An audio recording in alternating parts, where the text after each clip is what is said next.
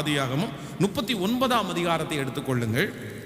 39ஆம் அதிகாரம் 20வது வசனத்தை எடுத்துக்கொள்ளலாம். 39ஆம் அதிகாரத்திலே ஸ்தோத்திரம் 20வது வசனத்திலிருந்து நம்ம வாசிக்க போறோம். யோசேப்பின் எஜமானன் அவனை பிடித்து ராஜாவின் கட்டளையால் காவலில் வைக்கப்பட்டவர்கள் இருக்கும் சிறைச்சாலையிலே அவனை ஒப்புவித்தான். அந்த சிறைச்சாலையிலே அவன் இருந்தான். கர்த்தரோ யோசேப்போடே இருந்து அவன் மேல் கிருபை வைத்து சிறைச்சாலை தலைவனுடைய தயவு அவனுக்கு கிடைக்கும்படி செய்தான். ஆமென் சொல்லுங்கள்.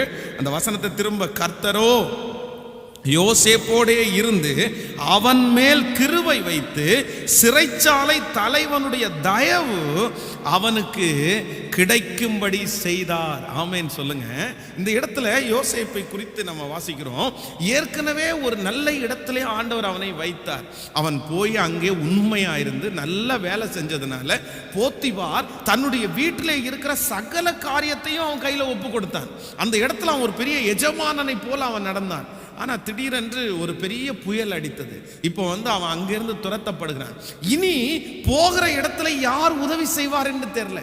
தன்னுடைய தகப்பனாரை விட்டு பிரிந்து வந்ததற்கு பிறகு ஆண்டவர் போத்திபார் என்கிற ஒரு உதவியை அவனுக்கு முதலாவதாக கொடுத்தார். இப்போ போத்திபாருடைய வீட்டிலிருந்து அவன் துரத்தப்படுகிறான். அவன் போகிறது சிறைச்சாலைக்கு போகிறான். ஐயோ, இங்கே ஒரு உதவி நமக்கு இருந்துச்சு, சிறைச்சாலையில் நமக்கு யார் உதவி செய்ய போறா? சிறைச்சாலையில் நமக்கு என்ன கிடைக்க போகுது? ஆனால் வேதம் சொல்லுகிறது, சிறைச்சாலையிலே கர்த்தர் அவனுக்கு அனுப்பின உதவி அங்க இருக்கிற நபர் அல்ல, சிறைச்சாலையினுடைய தலைவனுடைய கண்களிலே யோசேப்பு கிருபை கிடைத்தது. அப்போ நினைக்காத இடத்திலிருந்து யோசேப்பிற்கு கர்த்தர் ஒரு உதவியை அனுப்பினார். ஆமென் சொல்லுவோம். அந்த இடத்துல எனக்கு யார் உதவி செய்ய போகிறார்கள், எனக்கு யார் இருக்கிறார்கள்? ஆனால் நாம் நினைப்பதற்கும் வேண்டிக் கொள்வதற்கும் மிக அதிகமாய் செய்கிறவர் அங்கே அவனுக்கு தலைவனுடைய கண்களிலே தயவு கிடைக்கும்படி செய்தார். நான் நம்புறேன். நம்பர் 3, ஆண்டவர் உங்களுக்கு ஒரு உதவியை அனுப்புவார்.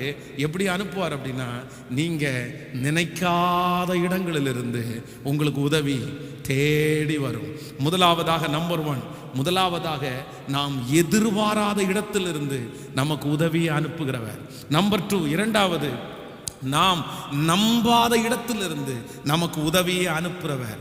நம்பர் 3, நாம் நினைக்காத இடத்திலிருந்து நமக்கு உதவியை அனுப்புகிறவர். ஆமென் சொல்லுங்கள். நம்ம நினைச்சிருக்க மாட்டோம், நீங்க நினைக்க மாட்டீங்க, இந்த இடத்துல இருந்து வரும்னு உங்களுடைய நினைவில் தொற்றுக்க கூட கூடாது. அதை உங்களுடைய இருதயத்துக்குள்ள கொண்டு வந்திருக்க மாட்டீங்க, சிந்தனைக்குள்ள கூட கொண்டு வந்திருக்க மாட்டீங்க. அது ஒரு பெரிய விஷயம் இல்லாமல் நீங்க போட்டிருப்பீங்க, அது ஒரு பெரிய விஷயம் இல்லைன்னு நினைச்சிருப்பீங்க. ஆனா என் ஆண்டவர் உதவி செய்யணும்னு நினைச்சிட்டார் அப்படின்னா, நாம் நினையாத இடத்திலிருந்து நமக்காய் உதவிகளை அனுப்புவேன் என்று கர்த்தரே வாக்கு கொடுக்கிறார். கைகளை மேல உயர்த்தி சொல்லுங்க, ஆண்டவரே நான் நம்புறேன், நான் நினைக்காத இடத்திலிருந்து எனக்கு ஒரு உதவி தேடி வரும். விசுவாசிங்க, சொல்லுங்க, ஆண்டவரே தேடி வரும். உங்க பிள்ளைக்கு ஒரு உதவி தேடி வரும், உடைய குடும்பத்திற்கு ஒரு உதவி தேடி வரும், அந்த மருத்துவமனையிலேயே தேடி வரும், அந்த குடும்பத்திலேயே தேடி வரும். நினையாத நேரத்திலே அந்த உதவியை கர்த்தர் நமக்காய் அனுப்புவார். ஓ, நினைக்காத இடத்திலிருந்து அந்த உதவியை கர்த்தர் நமக்காய் அனுப்ப தேவன் வல்லவராய் இருக்கிறார். கைகளை அசைத்து ஒரு ஹல்லேலூயா சொல்லுங்கள். ஆமென். இதற்கும் ஒரு சாட்சியை உங்களுக்கு சொல்லி நான் ஜெபித்து முடிக்க போகிறேன். நம்முடைய ஊழியர் ரொம்ப சின்னதாக இருக்கும்போது நிறைய குழந்தைங்க VBSக்காக வருவாங்க. அப்போ அந்த சுற்றி இருக்கிற எல்லா குழந்தைகளும் நம்முடைய ஏரியாவிலேருந்து வருவாங்க. அப்போது ஒவ்வொரு நாளும் அந்த பிள்ளைகளுக்கு ஏதாவது குடிக்கிறதுக்காக சாப்பிட்றதுக்காக கொடுக்கணும். அப்போ ரொம்ப சின்ன சர்ச்சு, அதை கொடுக்கவே முடியாத ஒரு சூழ்நிலை. அப்போது நம்முடைய சர்ச்சில் இருக்கிறவங்க ஒருத்தவங்க இந்த லூம் வேர்ல்டில் ஒர்க் பண்ணாங்க. அங்கேருந்து ஒரு நபரை அந்த இடத்துல இருக்கிற ஒரு மேனேஜரை ஜஸ்ட் எங்களுடைய குழந்தைங்க எல்லாம் டான்ஸ் பண்ணுறதை பார்க்குறதுக்கு வாங்கன்னு கூட்டிகிட்டு வந்திருந்தாங்க. அப்போ அடுத்த நாள் ஜூஸு இந்த ஸ்நாக்ஸ் கொடுக்குறதுக்கு பணம் கையில் இல்லை. அவர் வந்தார். எல்லா பிள்ளைங்களும் டான்ஸ் ஆடி அந்த ஜூஸ் எல்லாம் சாப்பிட்ருக்கிறத பார்த்தாரு. ஒரு பெரிய பொட்டு வச்சுட்டு கையில் நிறைய கயிறெல்லாம் கட்டிட்டு அப்படியே வித்தியாசமாக வந்திருந்தார். அவர் பயங்கரமான ஒரு விக்கிரக ஆராதனைக்காரர்.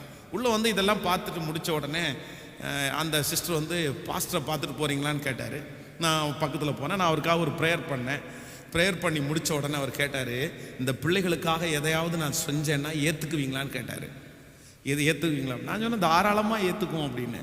அப்போ அவர் சொன்னார், ஒரு நாள் எவ்வளோ செலவாகுதுன்னு கேட்டார். நான் இந்த அவ்வளோதான் செலவாகுது அப்படின்னு. இனி எத்தனை நாள் இருக்குன்னு கேட்டார். அதற்கப்புறம் 4 நாட்கள் இருந்துச்சு. ஒரு ஆச்சரியம் என்னன்னா, இனி 4 நாட்களும் பிள்ளைங்க என்ன சாப்பிட்றாங்களோ மொத்த பணத்தை நான் கொடுத்துட்றேன்னு கொடுத்துட்டு போயிட்டார். ஒரே நபர். அப்போது நம்ம ஆண்டவர் நினச்சாருன்னா, நான் அவர் உள்ளே வரும்போது அவ்வளோதான் நமக்கு உதவி செய்யறதுக்கு ஒரு காகத்தை கத்தரை அனுப்பிட்டாருன்னு நினைக்கல.